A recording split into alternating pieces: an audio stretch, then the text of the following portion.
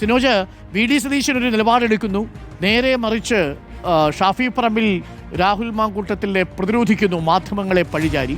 ആ കാഴ്ചയാണ് നമ്മളിത് കണ്ടത്. അതിനുശേഷം ഷാഫി പറമ്പിലിനെ ജനം ചോദ്യം ചെയ്യുന്ന കാഴ്ചയും നമ്മൾ കണ്ടു. രാഹുൽ മാങ്കൂട്ടത്തിനെ പ്രതിരോധിക്കുന്തോറും ഷാഫിയും ഈ സംശയനിഴലിലേക്കാവുകയാണോ സിനോജ്? അരുൺകുമാർ, ഷാഫി പറമ്പിലും രാഹുൽ മാങ്കൂട്ടത്തിലും രാഷ്ട്രീയമായി തോളോട് തോൾ ചേർന്ന് രാഷ്ട്രീയ പ്രവർത്തനം നടത്തുന്ന ആളുകളാണ്. അതുകൊണ്ട് തന്നെ രാഹുലിനെതിരെ ഈ ആരോപണം ഉയർന്ന ഘട്ടത്തിൽ തന്നെ ഷാഫി പറമ്പിൽ എന്തു പറയുന്നുവെന്ന് രാഷ്ട്രീയ കേരളം ഉറ്റുനോക്കിയിരുന്നു. പക്ഷേ ഡൽഹിയിൽ നിന്ന് അദ്ദേഹം പ്രതികരിക്കാതെ ബീഹാറിലേക്ക് പോയി.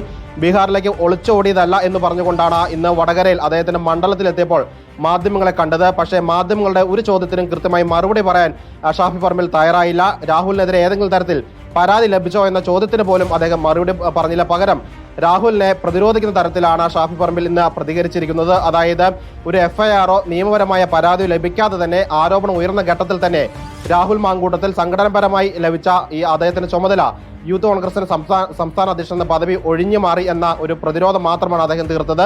CPM-നെതിരെയും BJP-ക്കെതിരെയും സമാനമായ ആരോപണം ഉയർന്ന ഘട്ടത്തിൽ അവരെന്തുകൊണ്ട് ഇത്തരത്തിൽ ഒരു മാതൃകാപരമായ നടപടി സ്വീകരിച്ചില്ലെന്ന ഒരു മറുചോദ്യം കൂടി അദ്ദേഹം ഉന്നയിക്കുന്നു. പക്ഷേ DYFI വലിയ ശക്തമായ പ്രതിരോധമാണ് ഷാഫി പറമ്പിനെതിരെ ഇന്ന് വടകരയിൽ തീർത്തത്. വടകരയിലൊപ്പം തന്നെ മണ്ഡലത്തിന് വിവിധയിടങ്ങളിലും MP-ക്കെതിരെ വലിയ പ്രതിഷേധമാണ് DYFI ഉയർത്തിയത്. അരുൺകുമാർ, താങ്ക് യു സിനോജാണ് വിവരങ്ങൾ നൽകിയത്.